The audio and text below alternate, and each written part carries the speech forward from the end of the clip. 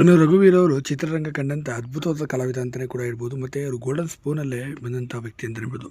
ಇನ್ನು ಚೈತನ್ಯ ಪ್ರೇಮಾಂಜಲಿ ಇರ್ಬೋದು, ಬೇರೆ ಬೇರೆ ಸಾಕಷ್ಟು ಸಿನಿಮಾಗಳಾಗಿರ್ಬೋದು, ಒಳ್ಳೊಳ್ಳೆ ಸಿನಿಮಾಗಳನ್ನು ಒಂದು ಕಲೆ ಕೊಟ್ಟಂಥ ಬ್ಲಾಕ್ ಬಸ್ಟರ್ ಹಿಟ್ ನಾಯಕ ಅಂತ ಹೇಳ್ಬೋದು. ಇನ್ನು ತಂದೆಯನ್ನು ಎದುರಾಕೊಂಡು ಸಿನಿಮಾ ಮಾಡಿ ತದನಂತರ ಸಿನಿಮಾದಲ್ಲಿ ನಾಯಕಿಯಾಗಿದ್ದಂಥ ಸಿಂಧು ಅವ್ರನ್ನೇ ಮದುವೆಯಾಗಿ ತಮ್ಮ ಜೀವನವನ್ನು ಕೂಡ ಸಾಗಿಸಿದ್ರು. ನಂತರ ದಿನಗಳಲ್ಲಿ ಸಿಂಧು ಅವರಿಂದ ದೂರ ಆದರೂ 2004ರಲ್ಲಿ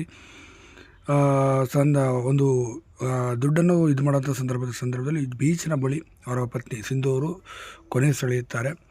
ಆ ಸಂದರ್ಭದಲ್ಲಿ ಸಮಾಜ ಸೇವೆಯನ್ನು ಮಾಡ್ತಿದ್ದ ಸಿಂಧು ಅವರು ಕೊನೆ ಸೆಳೆಯುತ್ತಾರೆ. ತದನಂತರ ರಘುವೀರ್ ಅವರು 2010 ನಂತರ ಎರಡನೇ ಮದುವೆಯನ್ನು ಸಾಕ್ತಾರೆ. 2018ರಲ್ಲಿ ರಘುವೀರ್ ಅವರು ಕೂಡ ಕೊನೆ ಸೆಳೆಯುತ್ತದೆ. ಇನ್ನು ಇವ್ರ ಮಗಳು ಯಾರು ಅಂತ ಎಷ್ಟು ಜನಕ್ಕೆ ಗೊತ್ತಿಲ್ಲ. ಸದ್ಯ ಅವ್ರ ಮಗಳು ಹೆಸರು ಶ್ರೇಯಾ ರಘುವೀರ್ ಅಂತ.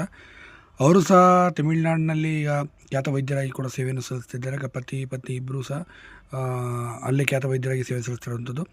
ಇನ್ನು ರಘುವೀರ್ ಅವರೇ ಇಲ್ಲಿ ಕರ್ನಾಟಕದಲ್ಲೇ ಓದಿಸಿದ್ದೆಲ್ಲ ಮಾಡಿದ್ರು. ತದನಂತರ ದಿನಗಳಲ್ಲಿ MBBS ಅನ್ನು ತಮಿಳುನಾಡಲ್ಲೇ ಮಾಡಿಕೊಂಡು ಅಲ್ಲೇ ಅವ್ರು ಇಷ್ಟಪಟ್ಟಂಥ ಹುಡುಗನ ಮದುವೆಯಾಗಿ ಅಲ್ಲೇ ಸೆಟಲ್ ಕೂಡ